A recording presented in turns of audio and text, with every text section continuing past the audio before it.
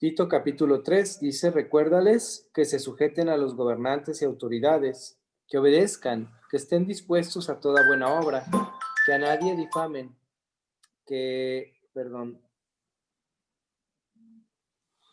no sean pendencieros sino amables, mostrando toda mansedumbre para con todos los hombres, porque nosotros también éramos en otro tiempo insensatos, rebeldes, extraviados, esclavos de concupiscencias y deleites diversos, viviendo en malicia y envidia, aborrecibles y aborreciéndonos unos a otros. Pero cuando se manifestó la bondad de Dios nuestro Salvador y su amor para con los hombres, nos salvó, no por obras de justicia que nosotros hubiéramos hecho, sino por su misericordia, por el lavamiento de la regeneración y por la renovación en el Espíritu Santo, el cual derramó en nosotros abundantemente por Jesucristo nuestro Salvador, para que justificados por su gracia, viniésemos a ser herederos conforme a la esperanza de la vida eterna. Palabra fiel es esta, y en estas cosas quiero que insistas con firmeza, para que los que creen en Dios procuren ocuparse en buenas obras. Estas cosas son buenas y útiles a los hombres, pero evita las cuestiones necias y genealogías y contenciones y discusiones acerca de la ley, porque son vanas y sin provecho. Al hombre que cause divisiones después de una y otra amonestación, deséchalo, sabiendo que el tal se ha pervertido y peca, y está condenado por su propio juicio. Cuando envíe a ti a Artemas o a cuando envíe a ti a Artemas o a Tíquico, apresúrate a venir a mí en Nicópolis, porque allí he determinado pasar el invierno. A Zenas, intérprete de la ley, y a Apolos, encamínales con solicitud, de modo que nada les falte. Y aprendan también los nuestros a ocuparse en buenas obras para los casos de necesidad, para que no sean sin fruto. Todos los que están conmigo nos saludan. Saludos a los que nos aman en la fe. La gracia sea con todos vosotros. Amén.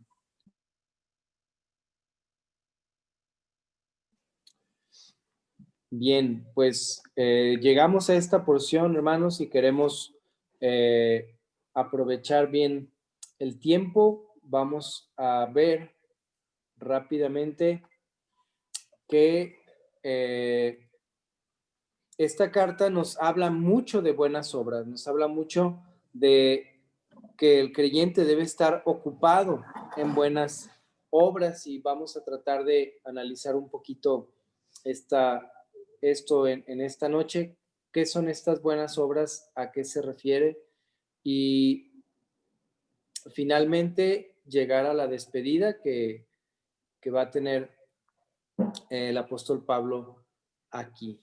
Entonces, vimos la semana pasada la salvación y sus efectos, como el Espíritu Santo nos regeneró por la renovación del Espíritu Santo, por su misericordia, no por obras de justicia, pero fuimos salvos, y cómo el Espíritu Santo fue derramado en nosotros abundantemente.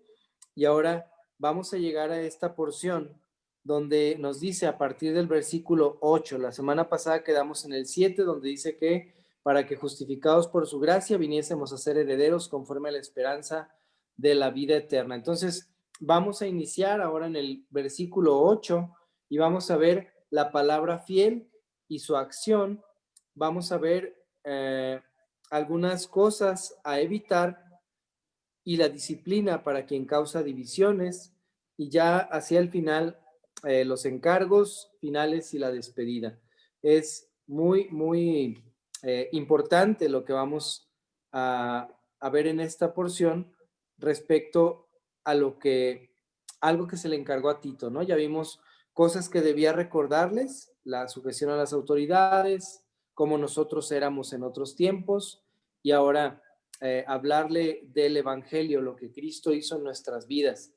Pero todo esto vamos a empezar en el versículo 8, que dice: palabra fiel es esta, y en estas cosas quiero que insistas con firmeza. ¿Qué es esa palabra fiel? Vamos a tratar de entrar un poquito en esto. Vamos a ver estas cuestiones. Entonces, si hay, hermanos, desde el principio alguna pregunta o comentario sobre lo que vamos a ver hoy de manera general, son bienvenidas como siempre sus preguntas, y si no, pues vamos a irnos directo a esta porción. Esta expresión palabra fiel se encuentra 5 veces en las cartas de Pablo. Podríamos verlo en Primera de Timoteo 1:15. Vamos allí para ver un poquito acerca de a qué se refiere o a qué le llama, por qué dice palabra fiel. 1:15, Primera de Timoteo 1:15 dice, palabra fiel y digna de ser recibida por todos, que Cristo Jesús vino al mundo para salvar a los pecadores, de los cuales yo soy el primero. Vemos cómo se refiere al Evangelio. La palabra fiel es una palabra que no falla, es una palabra que es dicha por el propio Dios y nosotros debemos recibirla.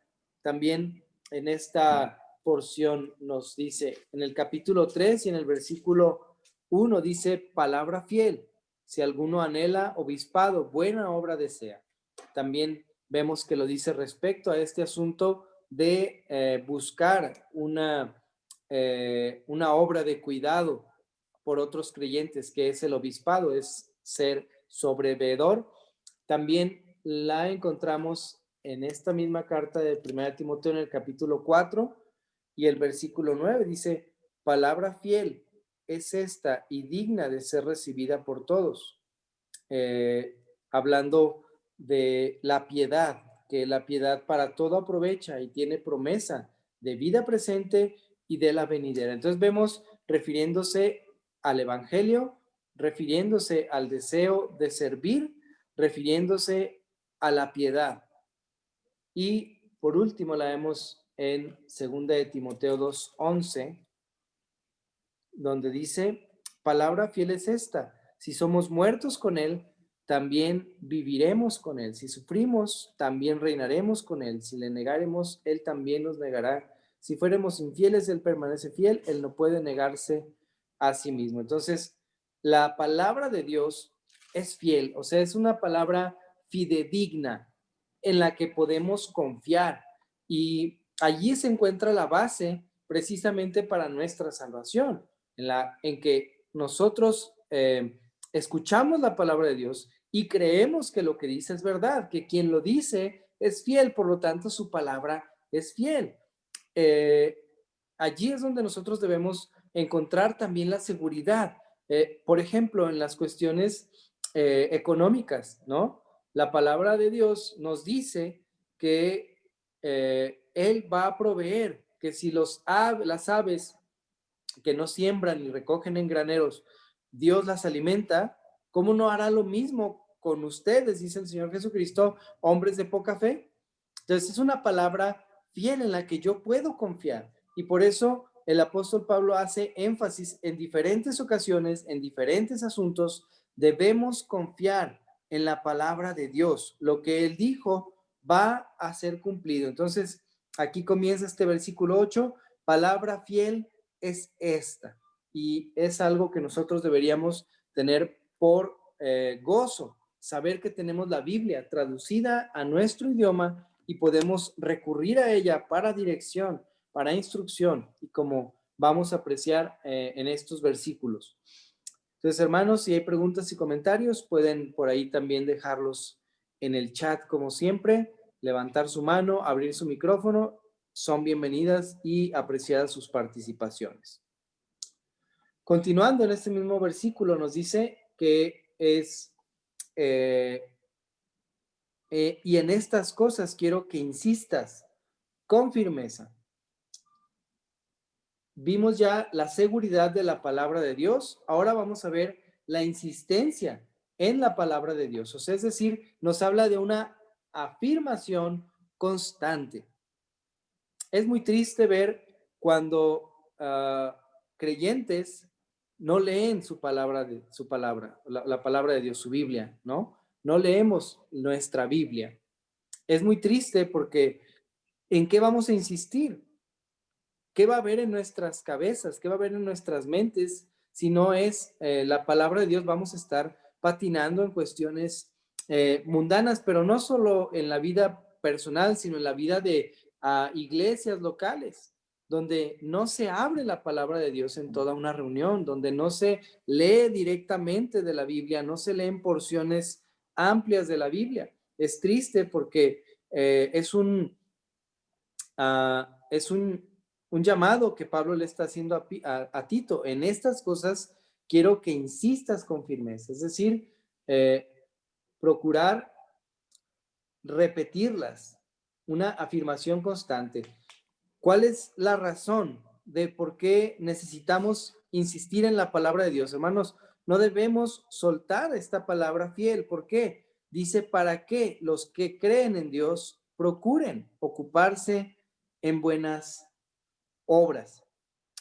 Eh, esta idea de procurar quiere decir estar ansiosos o tener el ejercicio, tener el ejercicio de ocuparnos en buenas obras. ¿Por qué? Porque claramente tenemos la tendencia a ocuparnos en nuestros propios deseos. Y bueno, es lo bueno, ¿no? Es bueno cuando un hombre, un líder de familia se dedica a trabajar. Esto es bueno porque necesita la familia tener esta provisión.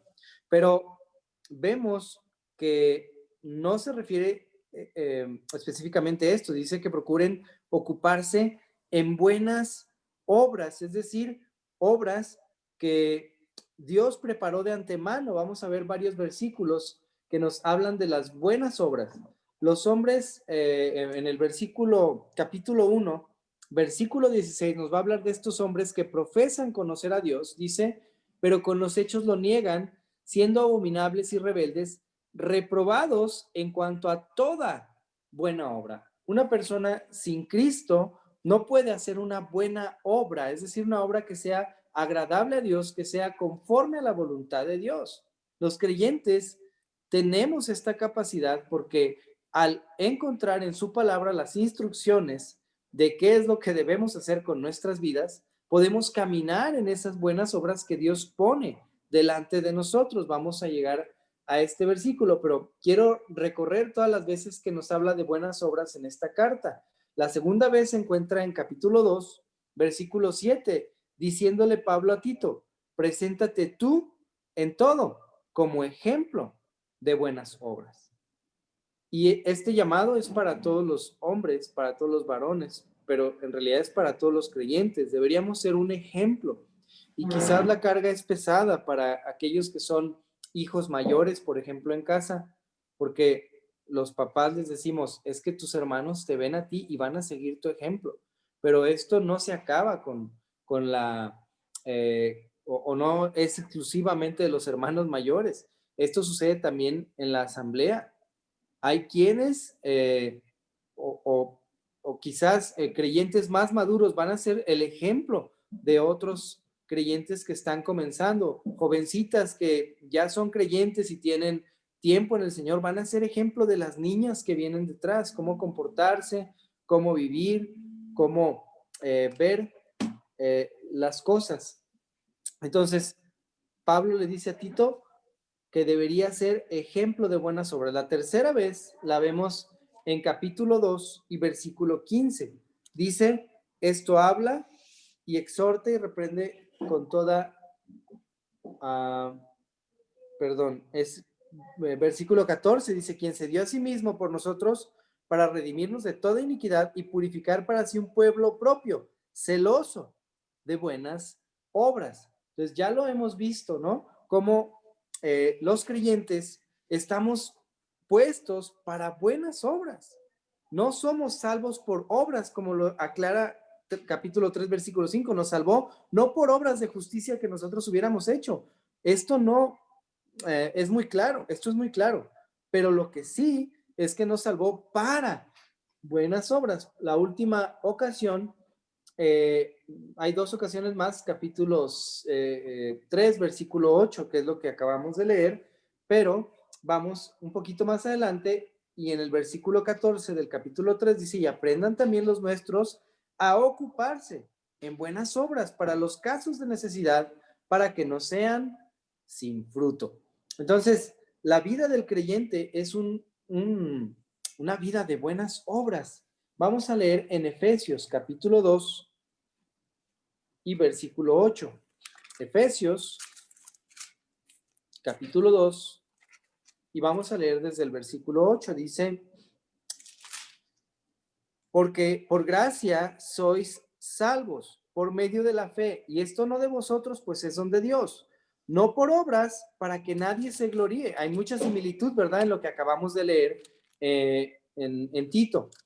Pero continúa el versículo 10, que es donde nos vamos a enfocar. Dice, porque somos hechura suya, creados en Cristo Jesús para buenas obras, las cuales Dios preparó de antemano para que anduviésemos en ellas. Entonces, eh, somos salvos no por obras, pero sí para obras.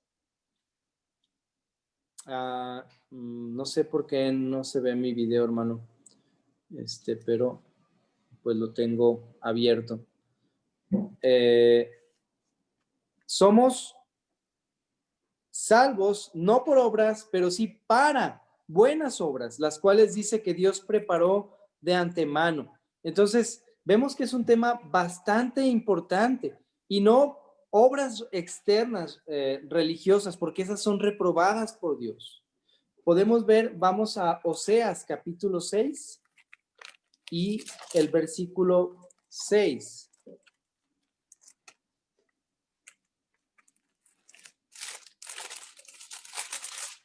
Oseas capítulo 6 y el versículo 6 dice, porque misericordia quiero y no sacrificio, conocimiento de Dios más que holocaustos. Este versículo es muy conocido en la palabra de Dios.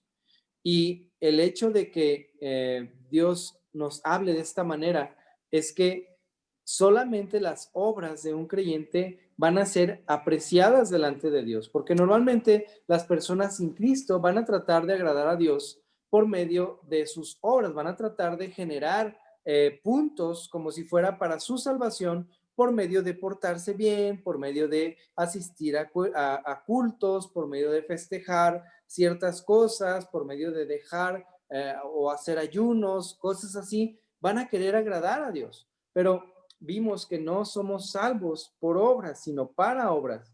Entonces, lo que a Dios le agrada es esta misericordia y este conocimiento que deberíamos tener. Entonces, las obras es un tema bastante importante en esta carta y vamos a ver en Santiago capítulo 2 varias citas que nos hablan de así para cubrir de manera general este tema, que podemos ver Santiago capítulo 2 y el versículo 14. Dice, hermanos míos, ¿de qué os aprovechará si alguno dice que tiene fe y no tiene obras? ¿Podrá la fe salvarle? Si un hermano o una hermana están desnudos y tienen necesidad del mantenimiento de cada día, y alguno de vosotros les dice, id en paz, calentaos y saciaos, pero no les dais las cosas que son necesarias para el cuerpo, ¿de qué aprovecha? Así también la fe, si no tiene obras, es muerta en sí misma. Pero alguno dirá, tú tienes fe y yo tengo obras. Muéstrame tu fe sin tus obras y yo te mostraré mi fe por mis obras. Entonces, esta porción de la carta del apóstol Santiago es muy clara respecto a esto de las obras. Hay una persona que quizás pueda decir, yo creo en Dios, ¿no? Más adelante dice, también los demonios creen. Pero si tu vida no está generando un fruto en obras, tu fe está muerta.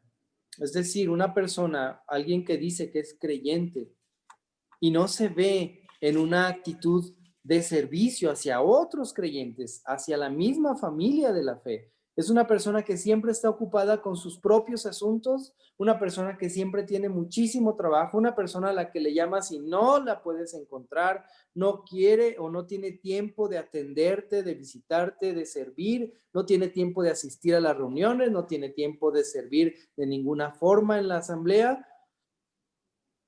¿Dónde está su fe? O sea, su fe, dice, está muerta. Es como un cuerpo al que tú le dices, vístete, pero no le das la ropa. Entonces dice, esa fe no es real, no existe, está muerta. Y este es el llamado fuerte que hace aquí Pablo a Tito cuando le dice, para que los que creen en Dios procuren, o sea, se ejerciten, se enfoquen en ocuparse en buenas obras. Y es un tema bastante amplio y bastante fuerte. Hermanos, nos debemos preocupar por esto. ¿Qué tanto soy conocido por servir, por dedicarme a las cosas del Señor, por mostrar un amor activo hacia los otros creyentes de mi asamblea local?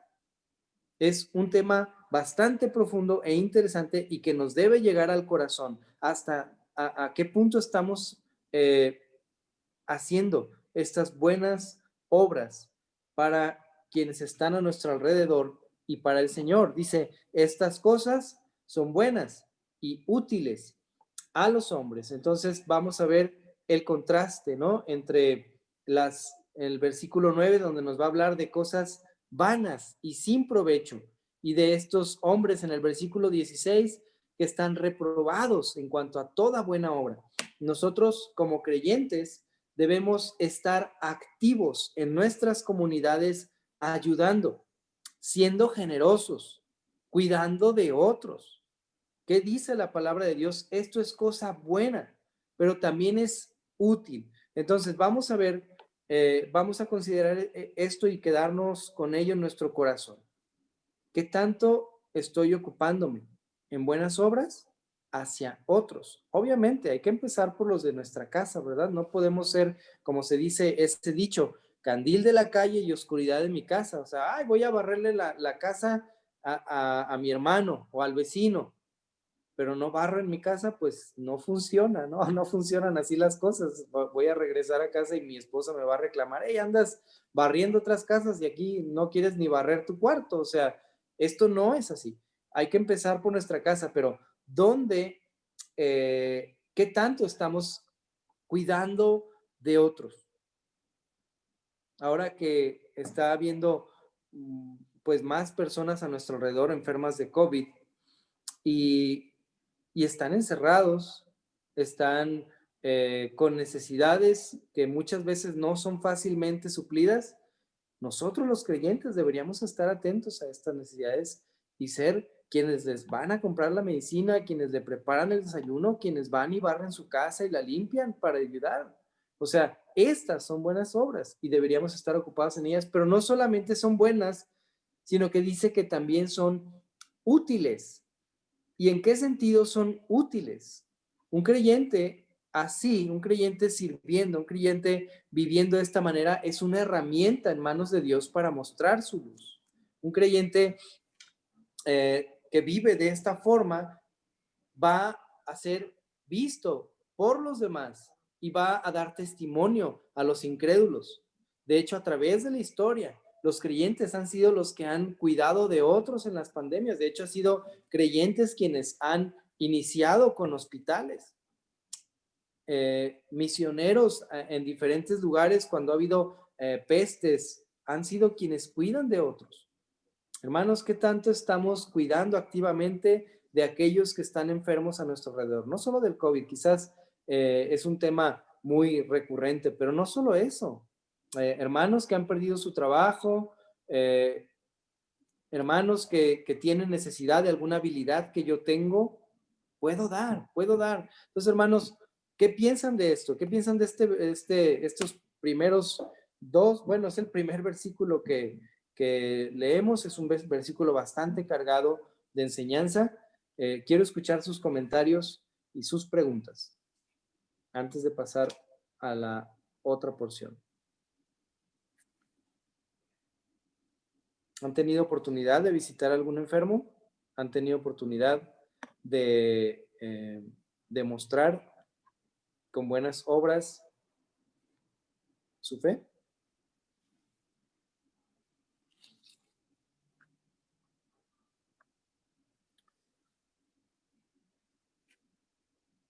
Bien, entonces pasamos al versículo 9. Dice, pero evita las cuestiones necias y genealogías y contenciones y discusiones acerca de la ley, porque son vanas y sin provecho. Vean qué difícil es que nos enfoquemos en buenas obras, qué fácil es que nos enfrasquemos en discusiones, porque nos es dado esto, las palabras nos salen fácil y es algo que vamos a ver en esta siguiente porción, el contraste entre las buenas obras y las malas palabras o el mal uso de nuestra boca. Podemos ver en esta porción que son 4 las cuestiones que le dice en este versículo que evite. Uno son las cuestiones necias, lo cual quiere decir es una idea de cuestiones absurdas, cosas sin sentido. Podemos ver que no tienen ningún provecho en la vida de los creyentes. Esta palabra nos habla de procesos de indignación, o sea, debates. Son cuestiones necias que no tienen un sentido práctico, que consumen el tiempo. ¿Y cuánto pasa esto, no? En las épocas políticas, en las épocas de votación, que este candidato, que cuál es el mejor, que no, pero que este hizo esto, pero que este va a hacer aquello, y nos enfrascamos en debates que no tienen realmente nada de provecho, nada de bendición a nuestras vidas, y quizás ahorita también puede estar pasando lo mismo con el COVID, lo mismo con la cuestión de la vacuna, lo mismo con diferentes cuestiones que efectivamente todos tenemos que estar atentos a la información, pero no debe ser en la inversión de nuestro tiempo, en estar solamente pensando, hablando y debatiendo y tratando de convencer a todos de lo que yo pienso con mis argumentos y con lo que voy viendo y leyendo. Nuestro objetivo debe ser las buenas obras hechas basadas en el evangelio, en lo que Cristo hizo por mí, lo que hemos visto, cómo nos salvó, cómo nos regeneró, cómo nos lavó. Y ahora soy heredero de la vida eterna y tengo que estar procurando ocuparme en buenas obras, no en debates. También nos habla aquí de genealogías, lo cual quiere decir interpretaciones con alegorías y sentidos fantasiosos respecto a las cuestiones del Antiguo Testamento. Hay personas o de esto se acusa mucho a los judíos, que se metían en cuestiones tan absurdas de genealogía, de que si yo soy hijo y tú eres hijo de tal, y cosas que sirvieron para un propósito, pero ya se desvirtúan y acaban siendo una cuestión de pérdida de tiempo. A veces también se meten en este tipo de cuestiones cuando tratan de ver si yo soy ascendiente de españoles, por ejemplo. Es que yo vengo de europeos y por eso soy más que tú, y estos debates son absurdos, sin sentido. Entonces, muestra una cuestión de una mentalidad carnal, pero también nos habla de contenciones, así de manera general, lo cual quiere decir rivalidades, disputas, riñas. Indudablemente todo esto surgió o surge cuando nos ponemos a debatir sobre estas cuestiones de genealogías o de cuestiones necias. Por eso el creyente debe ser muy cuidadoso. ¿Dónde parar? ¿No? A veces presentamos un argumento de algo que nosotros creemos, pero si la otra persona no está de acuerdo, no tenemos por qué insistir hasta ganar el punto. Esto es muy dado en los hombres, ¿no? Quizás los hombres somos más de esto de que no, es que yo le tengo que ganar y hasta que no lo deje callado. Entonces la palabra de Dios nos va a instruir a que cuidemos nuestra boca. Vamos a llegar a eso, pero por último nos habla de debates acerca de la ley, lo cual quiere decir peleas o batallas respecto a cuestiones de asuntos de la ley. Probablemente nos habla de argumentos sobre puntos complejos de la ley de Moisés, que en la mayor parte se utilizaban probablemente para decir, a mí no me aplica esto, ¿no? Yo sí puedo decir mentiras, o yo sí puedo tener más de una esposa, o sea, meterse a debatir acerca de estos asuntos cuando la palabra de Dios es clara respecto a cómo debemos vivir. Entonces, Pablo le está diciendo a Tito, evita estas cuestiones, o sea, recházalas, no te metas en estos asuntos. ¿Por qué? Porque son vanos y sin provecho. Y como les decía, está el contraste, ¿no? Entre las cosas que son buenas y útiles y las cosas que son vacías y sin provecho. Entonces, la palabra, con esto podemos decir, hermanos, la palabra de Dios no es para debatir. Hay personas que les gusta debatir para ganar un punto, para ganar quizás orgullo, ¿no? Ganar su idea de decir es que yo sí sé, yo tengo la verdad, pero vamos a ver para qué es la palabra de Dios en 2 de Timoteo 3:16. 2 de Timoteo, capítulo 3 y versículo 16, unas páginas ahí antes, dice, toda escritura es inspirada por Dios y útil para enseñar, para redarguir, para corregir, para instruir en justicia, a fin de que el hombre de Dios sea perfecto, fíjense, enteramente preparado para toda buena obra. Entonces, nuestro enfoque en la palabra de Dios no es tener conocimiento por tener conocimiento o saberme yo todos los detalles minuciosos, ¿no? Por ejemplo, memorizarme toda la descendencia desde de Cristo, desde José hasta Adán, desde María hasta Adán. Bueno, sería útil, sería bueno, pero no voy a ponerme a debatir con un hermano que no esté entendiéndolo o no, o le falte saber, o sea, lo que sí debemos hacer es enfocarnos en la palabra de Dios que nos prepara para las buenas obras que Dios quiere que hagamos, las cuales preparó de antemano, y vemos cómo esta carta a Tito es un consejo o es una exhortación bastante fuerte para nosotros a cómo estamos viviendo nuestra fe. Nuestra fe no debe ser una fe nada más de palabra, sino que es en acción. Debe ponerse de manera viva.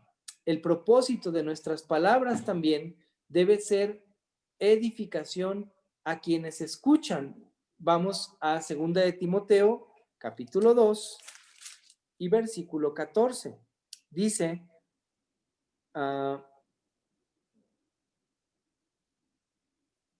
creo que la anoté mal, persiste tú en lo que has aprendido y te persuadiste. No. Déjenme ver si es 1 Timoteo, si no ya la dejamos esta cita. 1 Timoteo 2:14. No. La cuestión aquí, lo que estaba recordando esta cita es que cuando dice que la palabra que nosotros digamos debe ser para provecho de los oyentes, porque muchas veces las palabras, ¿cuál es? ¿Sí? Perdón. Segunda de Timoteo 2:14, sí. Recuérdales, gracias. Segunda de Timoteo 2:14, recuérdales esto, exhortándoles delante del Señor a que no contiendan sobre palabras, lo cual para nada aprovecha, sino que es para perdición de los oyentes. Y ahí sigue este hermoso versículo, procura con diligencia presentarte a Dios aprobado como obrero que no tiene de qué avergonzarse, que usa bien la palabra de verdad, mas evita profanas y vanas palabrerías porque conducirán más y más a la impiedad. Qué importante, hermanos, qué valioso el cuidado de nuestras palabras, el cuidado de lo que hablamos, de que no sean nada más palabras huecas, palabras vanas de debate, de decir es que yo tengo que ganar, yo tengo la razón. Y quiero terminar esta porción con Proverbios capítulo 10, versículo 20. Proverbios capítulo 10, versículo 20. Dice así: plata escogida es la lengua del justo, mas el corazón de los impíos es como nada.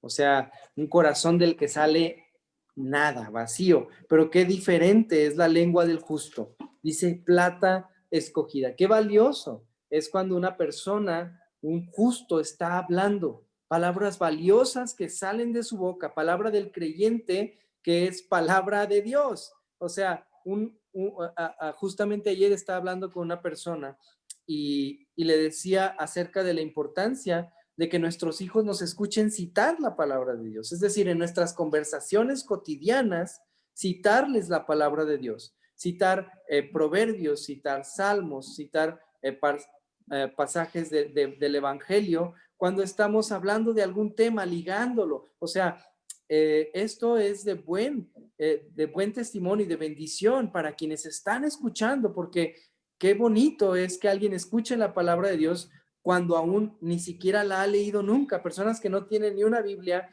y que cuando escuchan hablar a un creyente con otra persona, pueden escuchar citada la palabra de Dios. Qué bendición es esto, hermanos, y tenemos que esforzarnos para que sea así. Evitar entonces las cuestiones necias y enfocarnos en buenas obras, enfocarnos en cosas que sean de provecho. Y vamos a esta otra sección ahora, si no hay preguntas o comentarios. Hermanos, preguntas o comentarios sobre esta porción que acabamos de leer del versículo 9.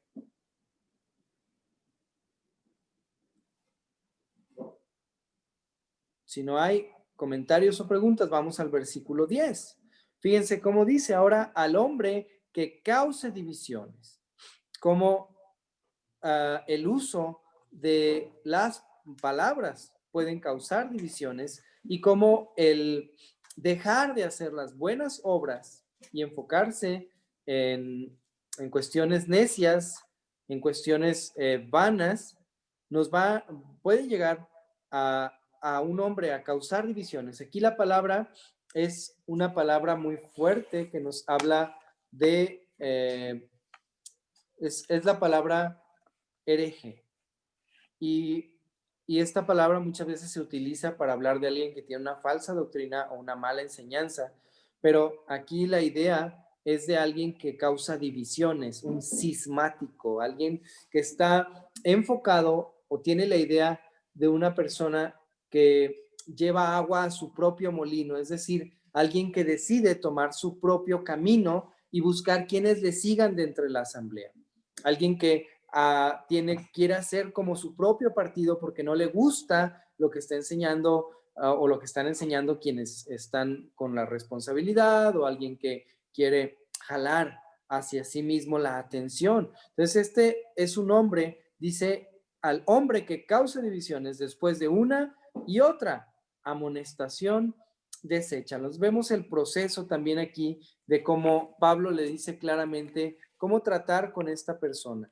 La persona debe ser amonestado, lo cual quiere decir poner en mente, es decir, hacerle ver a esta persona: estás equivocándote, ten cuidado. Tiene el propósito de llamarle la atención hacia su pecado. También hay un proceso de instrucción, de dirección, como a un niño, en el que se le trata de corregir, de hablar de una manera firme, pero con la intención de que simple y sencillamente reconozca su error. Pero ¿qué pasa? Que dice: después de una y otra amonestación, deséchalo, sabiendo que el tal se ha pervertido y peca,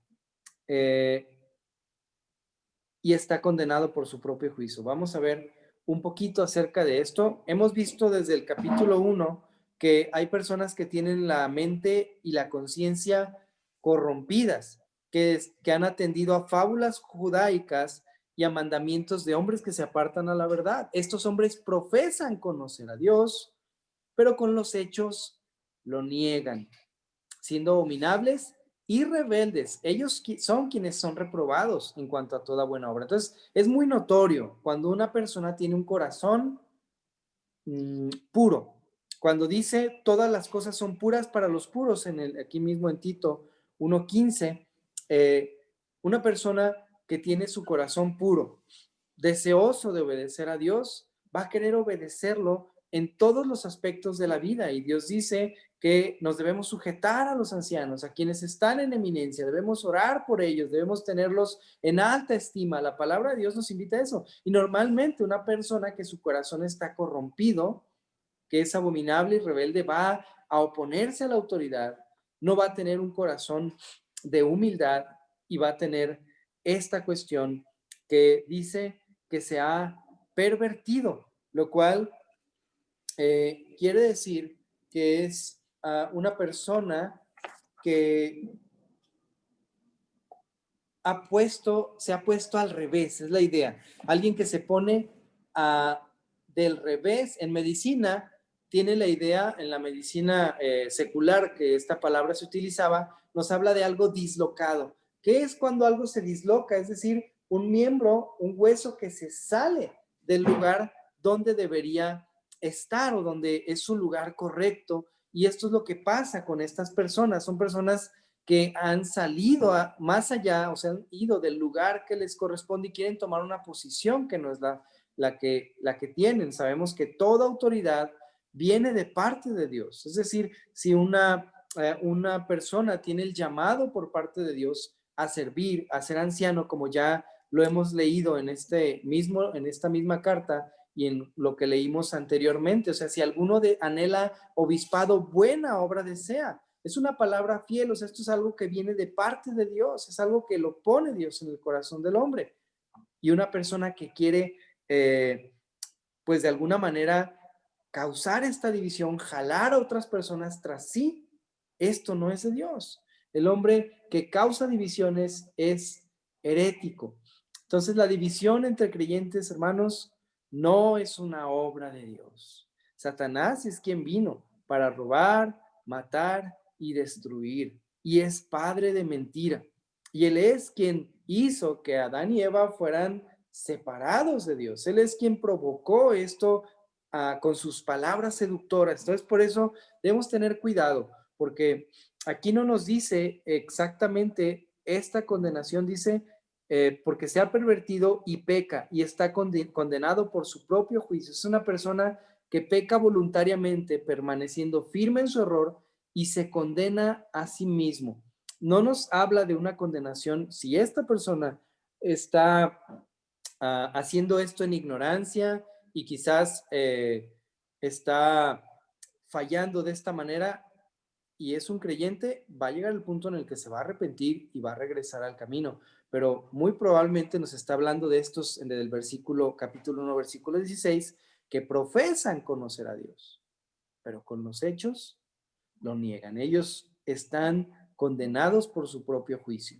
Y esto es muy severo, es muy duro, porque esto obviamente son personas que están dentro de una asamblea, son parte de la asamblea y están causando divisiones. Es muy doloroso, pero debemos ser cuidadosos con ellos y no ser ninguno de nosotros jalados o dislocados de alguna manera junto con ellos, porque esto llega a suceder. Son personas muchas veces con conocimiento, con eminencia, con buena palabra, buena forma de convencer, pero que no se sujetan a las autoridades puestas por Dios y por lo tanto están fuera de lo que Dios quiere. Entonces dice que a estos hombres, a este hombre, después de una y otra amonestación, se les debe de desechar, lo cual significa rechazarlos, hacerlos a un lado, evitar su participación en las cosas de la asamblea y del Señor. Hermanos, hasta aquí preguntas o comentarios y vamos a terminar esta carta.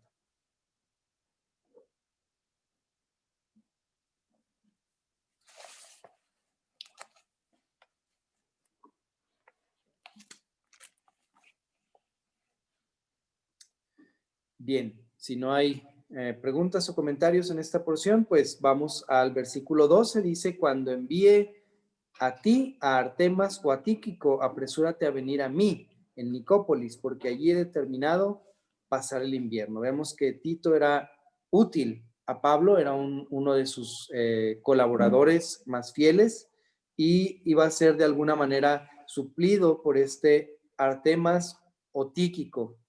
De Artemas no tenemos información en las cartas, pero de Tíquico sí es llamado en Colosenses un amado hermano, un fiel ministro, un consiervo. O sea, este nos habla de que Tíquico era una de los colaboradores en los que más confiaba Pablo. Sería bueno después estudiar con más detalle quién era él. Ya en el versículo 13 dice, a Zenas, intérprete de la ley, y Apolos, encamínales con solicitud, de modo que nada les falte. Aparentemente ellos iban a pasar por ahí a colaborar en Creta y les dice que les encamine. Esta es una costumbre muy bella que hemos visto y hemos aprendido que en las diferentes asambleas se hace, el hecho de encaminar a los hermanos. La palabra nos dice,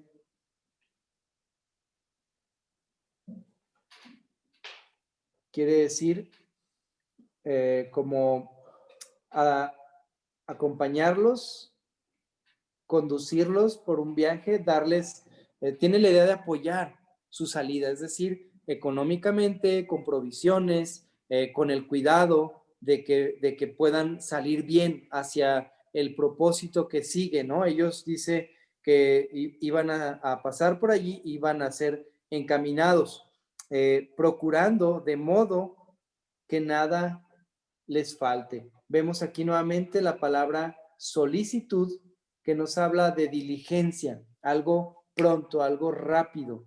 Y esta debería ser la actitud de los creyentes. ¿Qué tan ágiles, hermanos, somos para atender las necesidades de otros, para atender las necesidades de aquellos que están sirviendo al Señor y que van a pasar por nuestras comunidades, por nuestras asambleas y que van a servirnos de alguna manera?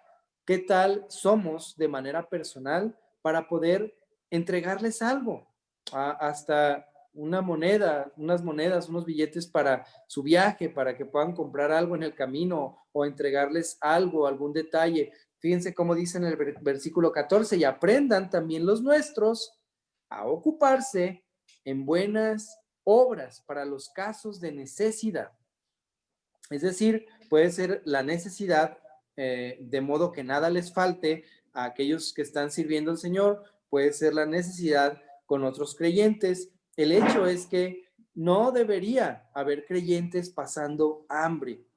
Debemos tener mucho cuidado, hermanos, porque a veces no nos damos cuenta que hermanos están sin trabajo, que hermanos están batallando por enfermedad, que están padeciendo dificultades económicas y a veces no nos damos cuenta. Y entre los creyentes debemos estar bien atentos porque nada más a veces caemos en el error de pensar en nosotros y nuestras propias, los de nuestra propia casa. Pero en la familia de Dios no debe ser así, debemos estar prestos, diligentes, ocuparnos en buenas obras para los casos de necesidad, dice, para que no sean sin fruto. Es decir, el que un creyente dé a otros es un fruto. Y esto nos habla de, es como un árbol, ¿no? Como en el que Cristo, una higuera en la que Cristo llegó con hambre y buscó entre el árbol y encontró puras hojas y la maldijo. Le dijo, nunca más des fruto. Y se secó. Entonces, nuestras vidas, la vida de un creyente no es así, debe estar fructificando. Dice el Salmo número 1, ¿no? Que será como árbol plantado junto a corrientes, cuya hoja nunca cae. La vida del creyente es una vida de fructificar. ¿Y cómo se nota? En buenas obras.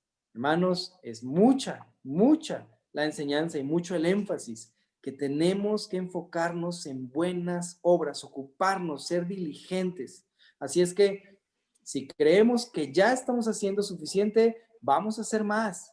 vamos a hacer más, tenemos que crecer, hace falta mucha obra, en toda necesidad, en todas las áreas hay necesidades, ¿no? Próximamente acá en Guadalajara vamos a salir a repartir calendarios, son un buen puño de calendarios.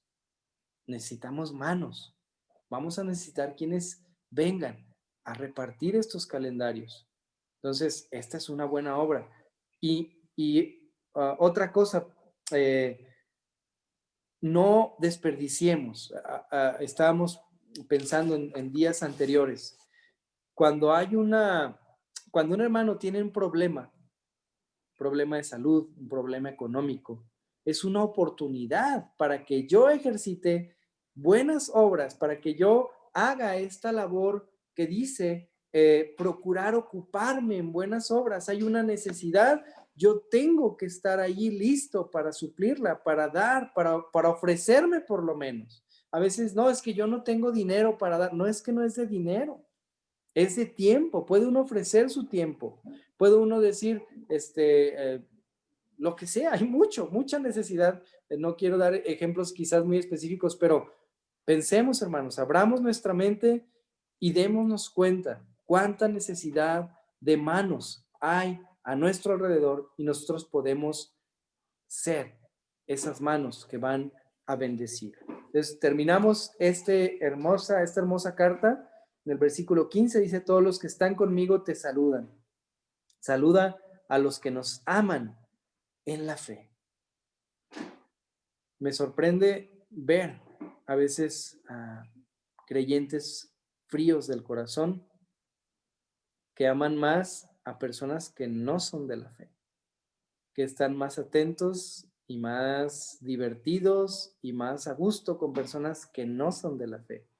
Y vemos como dice, para los que saluda a los que nos aman en la fe. Este es un amor muy especial, o sea, es un amor que debería mostrarse en todos nosotros, todos los creyentes, un amor a los de la fe, a los que son de Cristo, a los que son de mi sangre espiritual, ¿no? A los que son de mi misma familia espiritual, hermanos en la fe. A veces en estas épocas, ¿no? Nos enfocamos en nuestra familia en la carne, y sí, qué padre verlos, qué padre saludarlos, qué padre disfrutar de ellos, pero en nuestra familia espiritual debería tener una prioridad mucho mayor, y nosotros debemos ejercitar esa parte. Por último dice: la gracia sea con todos vosotros.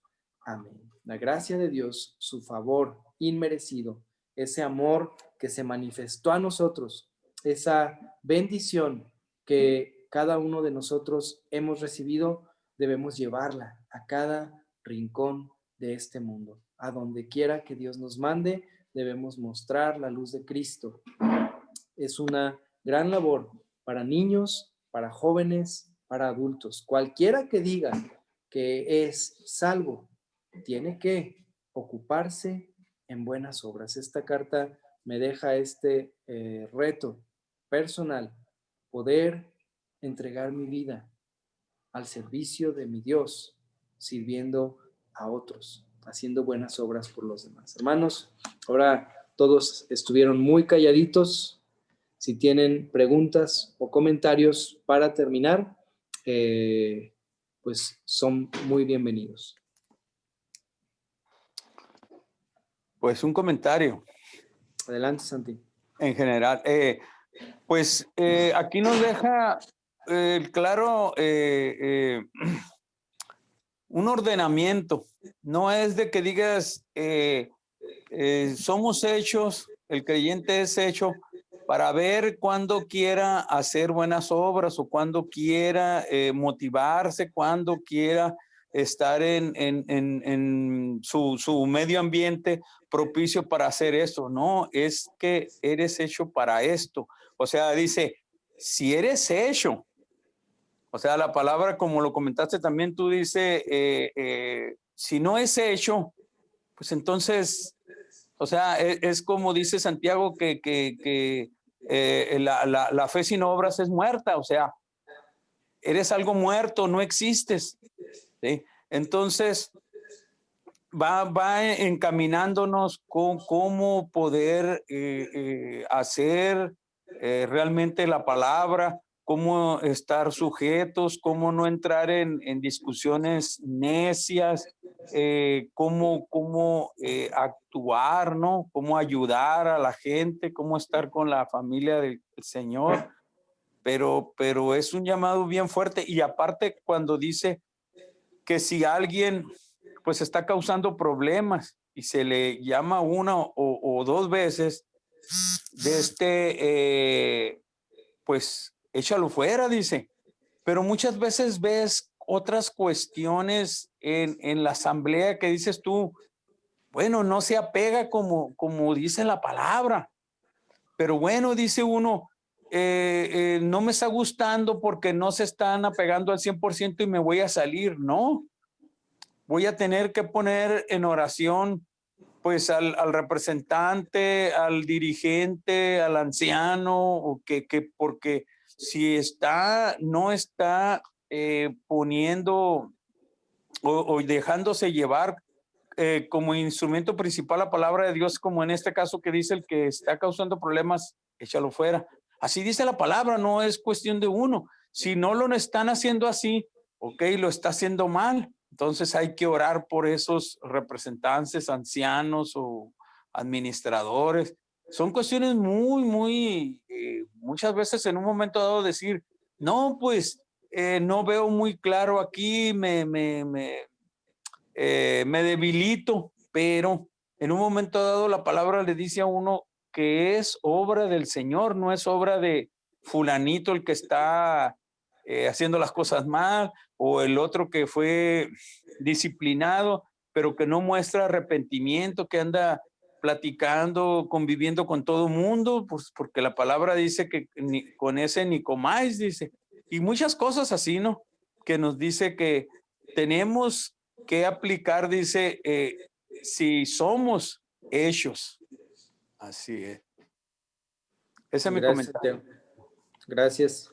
Sí, definitivamente es, ahorita termino con lo último que comentas, es difícil la cuestión de la disciplina, es un tema duro, es un tema que hay que, pues hay que estudiarlo con detenimiento, con detalle, pero efectivamente es un asunto de salud espiritual. Si una asamblea que no aplica disciplina, pues imagínense permitir que alguien la divida, esto no es de Dios. Entonces, bueno, gracias Santiago y pues los animo a todos, hermanos, a que nos pongamos más y más las pilas para hacer la voluntad de Dios y las buenas obras que Él dice que preparó de antemano para que anduviésemos en ellas. Nosotros ya nada más tenemos que obedecer y caminar. Él ya hizo todo desde el principio hasta el fin y eso nos debe llenar de gozo, de esperanza y de ganas de caminar. Entonces vamos a terminar con una oración.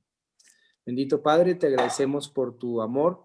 Gracias, Señor, porque nos dejas tu palabra como una preciosa guía, como una lámpara para poder caminar en medio de estas tinieblas del mundo, Señor, donde las iglesias quieren hacer las cosas a su manera, las personas quieren iglesias a su medida. Padre, te pedimos por obreros para tu mies, pedimos por hombres sabios que sean levantados en cada asamblea local, que puedan tomar tu palabra como fiel, esa palabra fiel y digna de ser recibida por todos, que puedan tener un conocimiento firme, fuerte de la palabra y que puedan tener buenas obras que respalden su fe, que puedan tener obras que impresionen no solamente a los incrédulos, sino también a los creyentes, de forma que los activen a trabajar. Señor, ayúdanos a todos a serte fieles y gracias, Señor, por tanta bendición, tanto amor. Damos gracias por los hermanos que ya se han recuperado. En tu amor, tú los has sostenido en medio de la enfermedad y los has pasado del otro lado. Oramos también por los que por cuestiones de la pandemia sus trabajos se han visto afectados, su economía se ha complicado, para que tú les sigas fortaleciendo y bendiciendo, mostrando, Señor, tu mano en medio del desierto, pero también, Padre, que aquellos que estamos alrededor estemos enterados, atentos y dispuestos a toda buena obra para que no estemos sin fruto. Gracias por todo tu amor, en el nombre precioso del Señor Jesucristo. Amén. Amén.